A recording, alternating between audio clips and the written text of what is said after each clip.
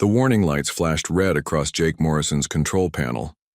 His small ship shook and rattled as it fell through the thick clouds of the unknown planet below. Sparks flew from the damaged circuits behind his seat. The smell of burning metal filled the air. Not good.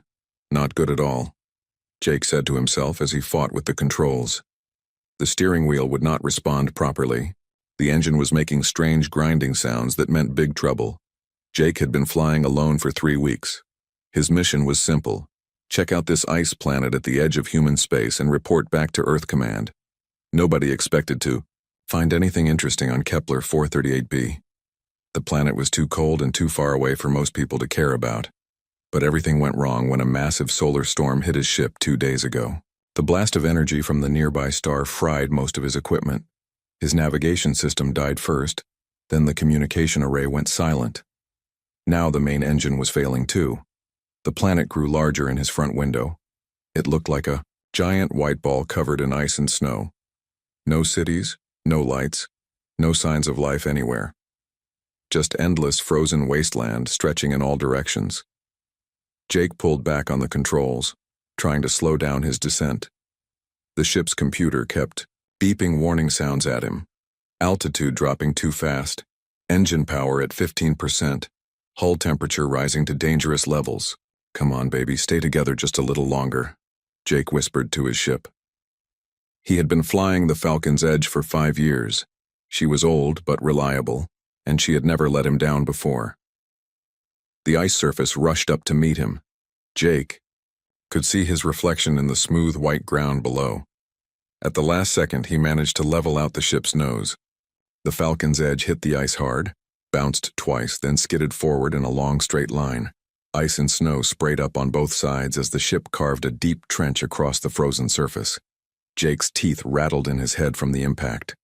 His safety harness cut into his chest as he was thrown forward and back. Finally, the ship came to a stop. Steam rose from the hot metal hull as it melted into the ancient ice. Jake sat still for a moment, breathing hard. His heart was pounding in his chest, but he was alive. Jake quickly checked all his systems. Life support was working, which meant he could breathe. The hull had not cracked, so the ship was still sealed against the freezing air outside. But almost everything else was damaged or broken. The communication system was completely dead.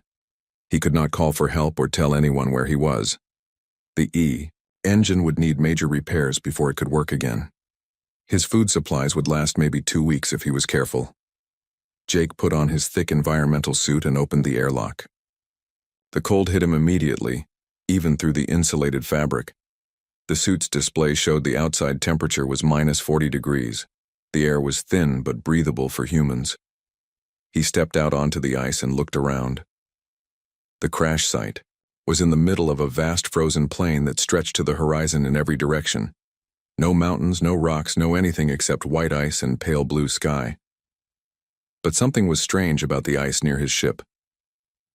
Jake walked slowly around the crash site, studying the patterns in the frozen ground. The ice was not smooth and random like he expected. Instead, it formed neat geometric shapes. Triangles, hexagons, and perfect circles that seemed too regular to be natural. Jake knelt down and touched the ice with his gloved hand. It felt solid and cold, just like normal ice should feel. But the patterns were definitely not random. They looked almost like someone had designed them on purpose. He stood up and walked further from his ship. The geometric patterns continued for about 50 meters in all directions, then gradually faded into normal-looking ice. But even the normal ice had a strange quality to it. The surface was too smooth, too perfect. Jake pulled out his portable scanner and pointed it at the ground. The device beeped softly as it analyzed the ice composition. The readings were normal, just frozen water with a few minerals mixed in. Nothing unusual or dangerous. But as Jake watched the scanner's display, he noticed something odd. The energy. Readings kept changing slightly, as if there was some kind of activity deep below the surface. The scanner showed faint electromagnetic signals coming from far underground. Jake looked up at the sky. The sun was getting low on the horizon, and the temperature was dropping fast. He needed to get back to his ship and start working on repairs. But the strange patterns in the ice bothered him. He walked back to the Falcon's edge and climbed inside. The warm air felt good after being outside in the cold. Jake sealed the airlock and started going through his repair manual. He had a lot of work to do if he wanted to get off this planet alive. But as he worked, Jake kept thinking about the ice patterns outside. They looked too organized to be accidents of nature, almost like the planet was trying to tell him something. Outside his ship, the ice continued to form new patterns in the growing darkness. But Jake did not see them yet. He was too busy trying to fix his broken engine and figure out how to survive on this frozen world. The planet, however, was watching him very carefully. Jake woke up on his second day on the ice planet feeling stiff and cold. The ship's heater was working, but it struggled against the freezing air outside. He checked his watch. He had slept for almost 10 hours. After eating a small breakfast of protein bars and recycled water, Jake put on his environmental suit and went outside to continue his repairs. But when he opened the airlock, he stopped and stared. The ice patterns around his ship had changed completely during the night.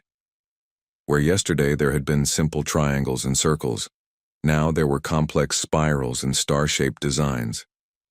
The patterns were bigger too, spreading out nearly 100 meters from his landing site. Jake walked slowly around the new formations. Each design was perfect and precise, like someone had drawn them with mathematical tools. But there was no one else on this planet. The patterns had formed by themselves somehow. He took pictures with his suit's camera and ran more scans with his portable equipment. The readings were the same as yesterday, just ice and water with normal minerals. But the electromagnetic signals from deep underground were stronger now. Jake spent the morning working on his ship's engine. The main power coupling was cracked and would need to be replaced. He had spare parts, but the repair would take several days of careful work. While he worked, he kept looking out the window at the strange ice formations. Around midday, Jake noticed something that made him stop working completely. The ice patterns were moving. Not fast, but definitely changing shape while he watched. A spiral design slowly rotated clockwise. A star pattern grew new points at its edges. Jake grabbed his scanner and ran outside. He pointed the device at the moving patterns and watched the readings jump around wildly. Energy levels were spiking up and down. Temperature readings showed. The ice was warming and cooling in regular cycles. "What the hell is going on here?" Jake said out loud.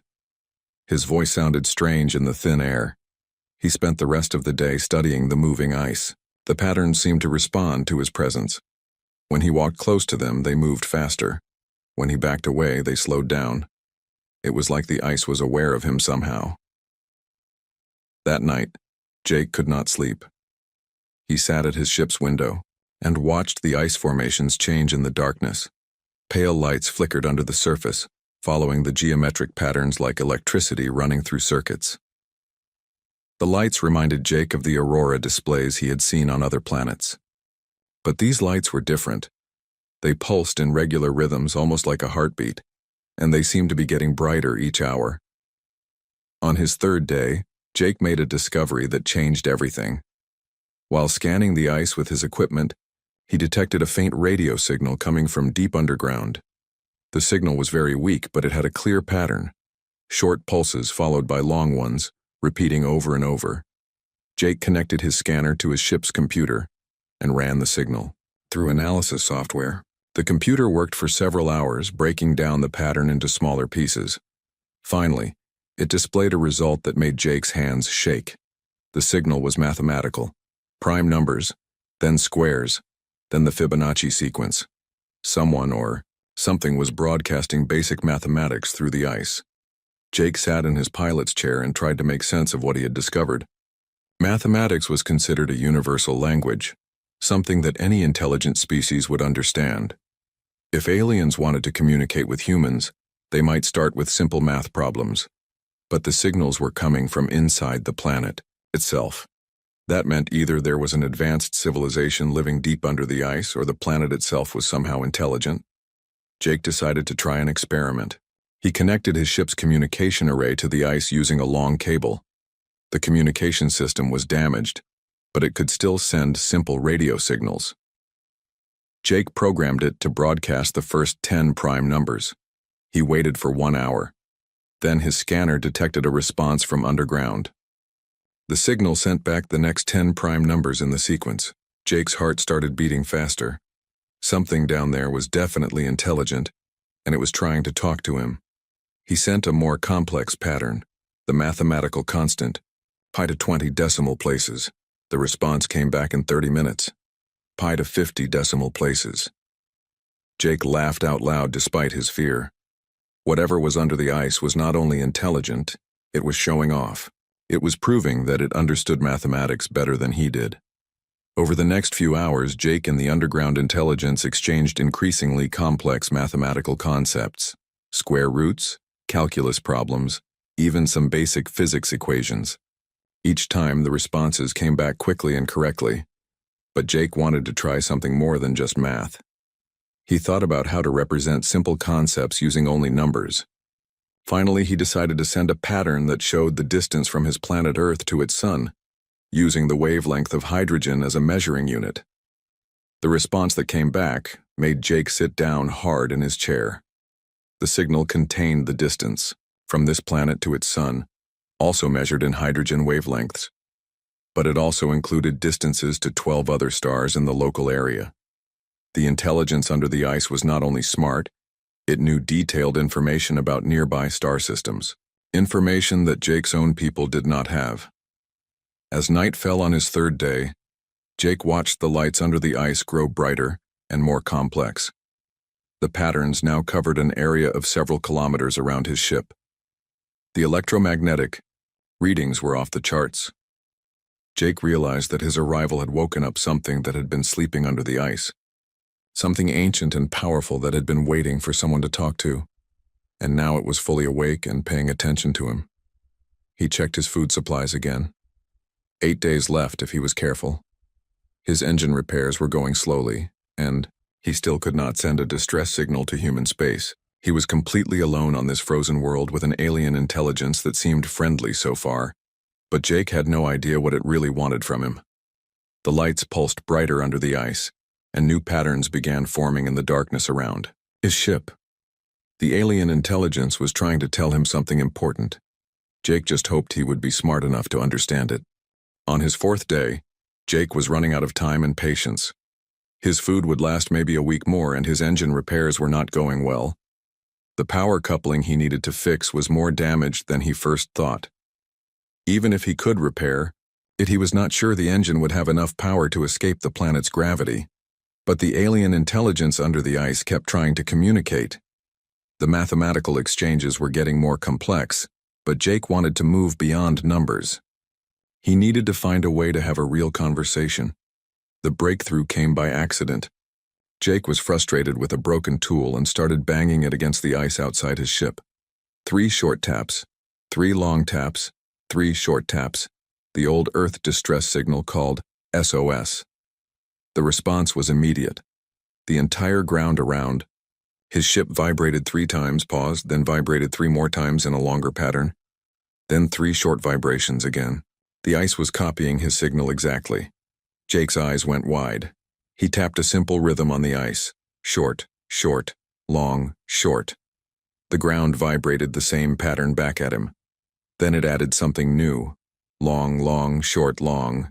For the next hour, Jake and the alien intelligence played rhythmic patterns back and forth. The alien was learning his musical beats and creating new ones. It was like having a drum conversation with the planet itself. Jake realized that sound vibrations might be how this creature naturally communicated. He went back to his ship and pulled apart the damaged communication system. Working quickly, he built a simple device that could send sonic pulses through the ice and detect the vibrations that came back. When he connected the device to the ice and turned it on, the results were amazing. Complex wave patterns appeared on his computer screen. The alien was sending detailed acoustic signals through the frozen ground. Jake worked for hours to create a basic translation program. He fed the mathematical concepts they had already shared into the computer, along with the vibration patterns that represented those concepts. Slowly, The computer began to recognize how the alien's language worked. The first translated message appeared on his screen late that evening. Small, warm thought. Why do you struggle alone? Jake stared at the words for a long time. The alien was asking about him personally. It wanted to know why he was by himself on this frozen world. The question seemed almost concerned, like the alien was worried about him. Jake typed a response into his translation program and sent it through the sonic device. My ship is broken. I'm trying to fix it so I can go home. The reply came back quickly. Home is far. You are damaged like your metal shell. Why do you not rest and become part of the great thinking? Jake was not sure what great thinking meant, but he tried to explain. I need to return to my people. They do not know where I am. Your people are like you, small and warm and thinking alone. Yes. We are humans. We live on many worlds, but each person thinks for themselves. There was a long pause before the next message. This is new to me. I have watched many species across the stars. All others think together as one mind. You are the first to think, separately while still caring for others. Jake felt a chill that had nothing to do with the cold air. This alien had been watching other species across the galaxy. How old was it? How powerful? What are you? Jake typed. Are you the planet itself? I am what you might call the convergence. I am the ice, the ground, the deep stone. I am one mind spread across this world. I have existed since before your star was born. The answer made Jake sit down hard in his chair. He was talking to something older than the solar system. A planetary intelligence that had been alive for billions of years. Why are you talking to me? Jake asked. Because you are interesting. Your thoughts move in patterns I have never seen. Other species think in straight lines. Cause leads to effect. Problem leads to solution. But your mind jumps sideways, finds new paths, creates something from nothing. This is beautiful to me. Jake was not sure how to respond to that. The alien seemed to find human creativity fascinating, like it was some kind of art form. I have been dying slowly. The convergence continued. My thoughts have grown stale over the millions of years. The same patterns, the same ideas cycling endlessly. But your arrival has brought new thoughts to my mind, fresh ways of seeing the universe. You said I could become part of the great thinking. What does that mean? I can preserve your consciousness within my crystalline matrix. Your thoughts would become part of me, and you would share in my knowledge of the cosmos. You would live forever, but you would no longer be separate. Jake felt his stomach drop. The alien was offering immortality, but at the cost of his individual identity. He would become absorbed into this planetary mind, losing everything that made him human. What if I refuse? Then you will repair your ship if you can, or die when your supplies run out if you cannot. I will not force you, but I will be sad to lose the beauty of your strange thoughts. Jake looked out at the ice formations around his ship. They were more complex now, covering kilometers of the frozen surface. Beautiful geometric patterns that pulsed with soft light. The convergence had created all of this just by thinking. Can I ask you about the other species you mentioned? What happened to them? Most destroyed themselves through war or greed. Some transcended their physical forms and left this dimension. A few still exist on distant worlds, but they all think as collective minds now. You humans are unique in maintaining individual consciousness while still cooperating with each other. Is that why you want to preserve me? Because humans are rare? Partly. But also because your way of thinking has already helped me see new possibilities. In 4 days, you have shown me concepts I never imagined in 4 billion years. You refuse to accept limitations. When your ship broke, you did not despair. You immediately began working to fix it. When you found me, you did not fear. You tried to communicate. This determination to overcome impossible situations is remarkable. Jake thought about the alien's words. Everything it said about humans was true. Humans did tend to be stubborn and refused to give up even when the situation looked hopeless. Other species might have accepted their fate, but humans always looked for another way. I need time to think about your offer, Jake typed. Of course. Time is something I have in abundance.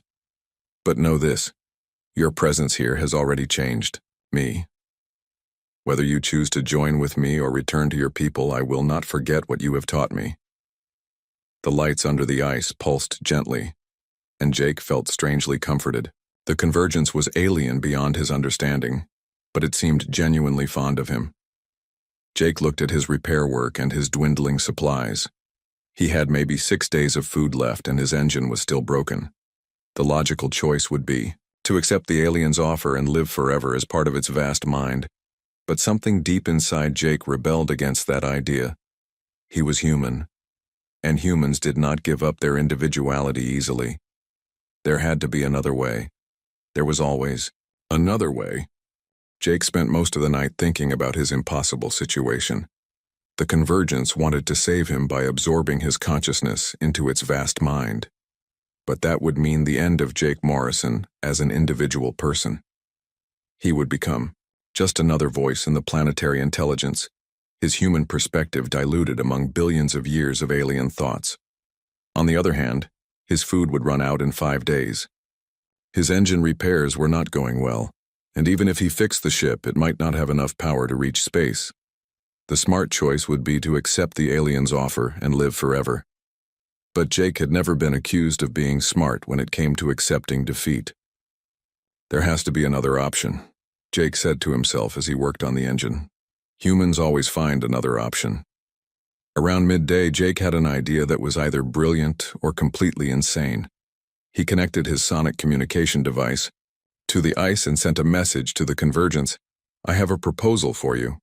What if we found a way to work together without me losing my individual mind? The response came back quickly. I do not understand. How can two separate consciousness work as one while remaining separate? Humans do it all the time. We call it cooperation. Each person keeps their own thoughts and personality, but we share information and help each other solve problems. This concept is difficult for me to grasp. Can you explain how this cooperation works? Jake thought for a moment, then typed, Let me show you. You know mathematics and physics better than I do, right? Correct. I have had billions of years to study the fundamental laws of the universe, and I know human engineering and creative problem solving. What if we combined your knowledge with my methods? You could teach me things and I could show you new ways to use that knowledge. Interesting. But how would we share information without merging our minds? Jake looked around his ship at all the broken equipment. Suddenly, he had an idea that made him smile. What if we built an interface, a device that could translate your thoughts into forms I could understand, and my thoughts into forms you could understand? Such a device would be extremely complex. The difference between crystalline consciousness and biological neural patterns is vast. Then let's build it together. You understand crystal technology, and I understand human computers. Between the two of us, we might be able to create something neither of us could make alone. There was a long pause before the convergence responded. Your proposal is fascinating. No species has ever suggested maintaining individual identity while sharing knowledge. Most seek either domination or submission, but you propose true partnership. That's the human way. We work together but stay ourselves. Very well. I am willing to attempt this cooperation, but you must understand, if we fail, you will likely die when your supplies are exhausted. If we fail, at least we'll fail trying something new. That's better than giving up. Your species' refusal to accept defeat continues to amaze me. Very well, Jake Morrison. Let us attempt the impossible. Over the next 3 days, Jake and the Convergence worked together on the most complex project either of them had ever attempted. The alien guided Jake in creating crystalline matrices that could process human brainwaves. Jake showed the Convergence how to build electronic circuits that could interface with organic neural patterns. The work was dangerous. Jake had to handle crystalline formations that vibrated at frequencies that could scramble human thoughts if he made a mistake. One wrong move could permanently damage his mind. But as they worked, something remarkable happened. The Convergence began to understand human creativity in a way it never had before. It watched Jake solve engineering problems by making intuitive leaps that defied logical analysis. Where the alien would methodically test each possibility, Jake would somehow guess the right answer and work backwards to prove it. How do you know to try that approach? The Convergence asked after Jake successfully combined two incompatible technologies through pure instinct. I don't know. It just feels right, Jake replied. Humans call it intuition. We process information subconsciously and get answers without understanding how. Remarkable. You solve problems by not thinking about them directly. This is the opposite of logical analysis. Sometimes the best solutions come from not trying so hard to be logical. Meanwhile, Jake was learning things about the universe that no human had ever known. The Convergence showed him the mathematical principles that governed faster-than-light travel, the physics of dimensional bridges, and the basic patterns that connected all matter and energy in the cosmos. But more than that, Jake began to understand the Convergence itself. The alien was ancient beyond imagination, but it was also lonely. It had watched countless civilizations rise and fall, always observing, but never participating. It craved new experiences and fresh perspectives, but its collective nature made it difficult to understand individual creativity.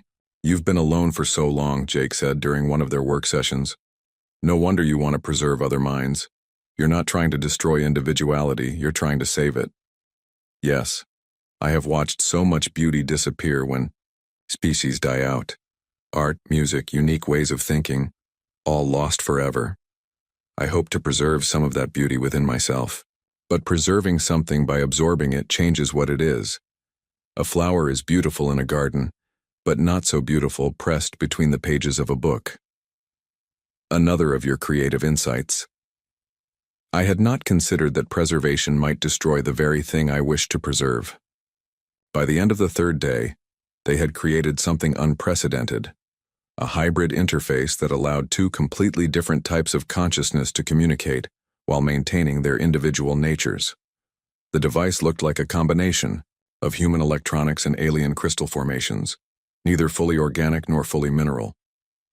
Jake put on the interface headset they had built together. Immediately his mind was flooded with information, not the overwhelming absorption he had feared, but a gentle sharing of knowledge.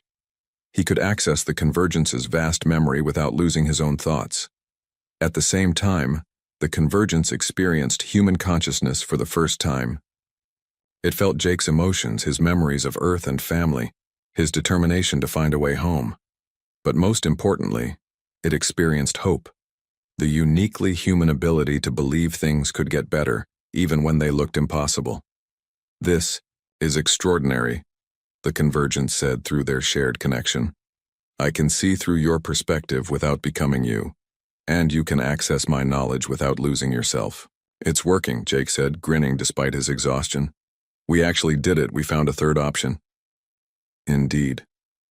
And now shall we use our combined capabilities to solve your transportation problem? Jake looked at his broken ship with new eyes that could see energy patterns and structural possibilities he had never noticed before. With the Convergence's knowledge of crystal technology and his own engineering skills, repairing the ship suddenly seemed not just possible, but easy. Let's get me home, Jake said, and then let's introduce humanity to its first alien partner. Working together through their hybrid interface, Jake and the Convergence rebuilt his ship in ways that neither could have imagined alone. The alien's knowledge of crystal technology combined with Jake's understanding of human engineering created something entirely new, a vessel that was part machine and part living crystal. The new engine used crystalline matrices to focus energy in patterns that were far more efficient than anything humans had developed. The hull was reinforced with crystal formations that could repair themselves if damaged. Most importantly, the ship now carried mobile crystal nodes that would allow Jake to stay in communication with the Convergence across vast distances. This vessel will perform beyond your people's current understanding of physics, the Convergence explained as they completed the final modifications. But the most important upgrade is not visible. Jake looked around the transformed cockpit. Everything seemed familiar but somehow more advanced. What do you mean? The ship now contains a permanent communication link to my main consciousness. No matter how far you travel, we will remain connected. I will learn about human civilization through your experiences, and you will have access to my knowledge when you need it. Jake felt a mixture of excitement and nervousness. He would be carrying an alien intelligence back to human space, not as a prisoner or invader, but as a partner. The implications were staggering. My people might not understand at first, Jake said. Humans can be suspicious of things they've never seen before. That is why our partnership is so important. You will help me understand humanity, and I will help humanity understand me.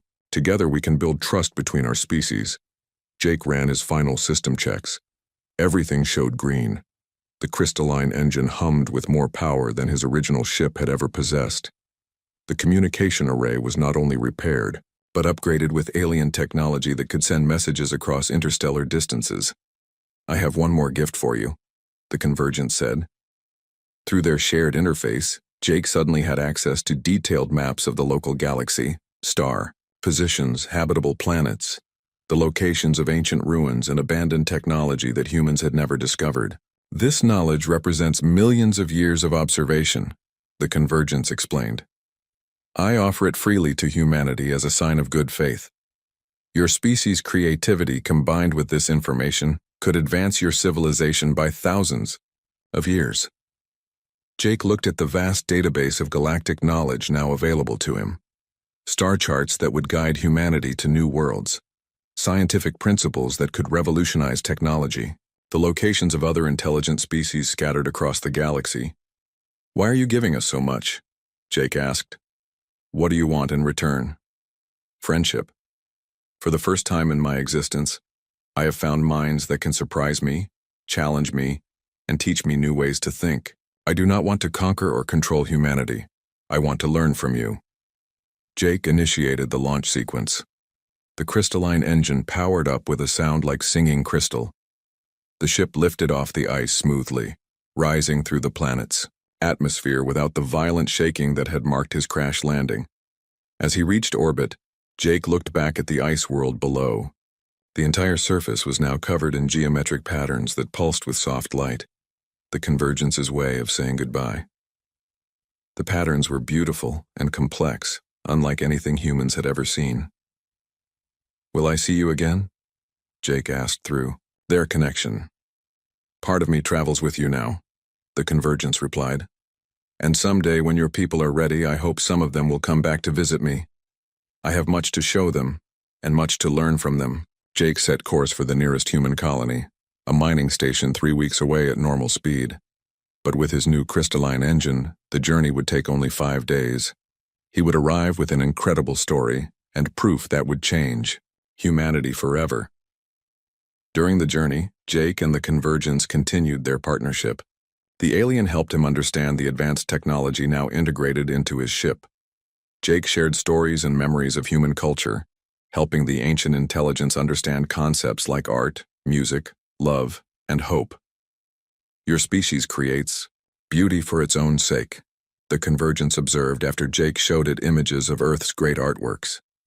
Most species only create things that serve a practical purpose. Humans need beauty, Jake explained. We need things that inspire us and make us feel connected to something larger than ourselves. I begin to understand why your people refuse to give up their individuality. Each human mind creates a unique perspective on existence. To lose that would be to lose countless different ways of seeing the universe. When Jake's ship appeared, on the sensors of Frontier Station Alpha, the response was immediate confusion. His ship's energy signature was completely unknown, and he was arriving from empty space where no human vessels should have been. Unknown vessel, identify yourself immediately, came the radio challenge. Jake smiled as he opened the communication channel. This is Captain Jake Morrison, pilot of the Falcon's Edge, returning from extended survey mission. Request permission to dock, and command should prepare for a full briefing. I have some very interesting news to share. The docking procedure took longer than usual as station security tried to understand Jake's modified ship. The crystalline formations on his hull were unlike anything in human technology databases. His energy readings showed power levels that should have been impossible for a ship his size. But Jake's identification codes checked out, and his voice matched the records in their files. Finally, he was cleared to dock at an isolated bay where the station's science team could examine his ship safely. Jake walked down the docking ramp carrying a small crystal formation, one of the mobile nodes that would allow the Convergence to communicate with human scientists. He was met by Station Commander Lisa Martinez and a team of security officers who looked both curious and nervous. "Captain Morrison," Commander Martinez said, "your ship appears to have been significantly modified with unknown technology. Where exactly have you been for the past 3 weeks?" Jake held up the crystal node, which pulsed with gentle light at his touch. "Commander, I'd like you to meet humanity's first interstellar partner. This is going to be a very long briefing." Over the following hours, Jake told his story to an increasingly amazed audience of scientists, military officers, and administrators. The crystal node allowed the Convergence to speak for itself, answering questions about its nature, its intentions, and the knowledge it was willing to share with humanity. The initial reaction was predictably mixed. Some officials were suspicious of alien motives. Others were excited about the technological possibilities. But gradually, as the Convergence demonstrated its vast knowledge and peaceful intentions, even the skeptics began to see the enormous potential of the partnership. This alliance could change everything for humanity, the station's chief scientist said after reviewing just a small sample of the aliens' galactic database. "With this knowledge, we could develop faster-than-light travel, find habitable worlds, even contact other intelligent species. That is my hope," the Convergence said through its crystal node. "But I also hope to continue learning from your people. Humans have shown me that intelligence need not be collective to be valuable. Your individual creativity and determination inspire new ways of thinking about existence itself." Within days, Jake's story was transmitted to Earth and to every human colony. The discovery of a friendly alien intelligence sent shockwaves through human society. Religious leaders debated the theological implications. Politicians argued about how to manage first contact protocols. Scientists fought for access to the aliens' knowledge. But through it all, Jake and the Convergence continued their partnership. The ancient alien learned about human nature by observing the chaotic but ultimately positive response to its existence. Humans learned that they were not alone in the galaxy, and that their unique perspectives were valued by intelligences far older and wiser than themselves. The partnership between Jake Morrison and the Convergence became the model for humanity's expansion into galactic civilization, not as conquerors or subjects, but as creative partners bringing fresh ideas to ancient problems. And on a frozen world at the edge of human space, crystalline formations continued to pulse with gentle light, creating new patterns of beauty as an ancient intelligence dreamed new dreams inspired by the limitless creativity of the human spirit.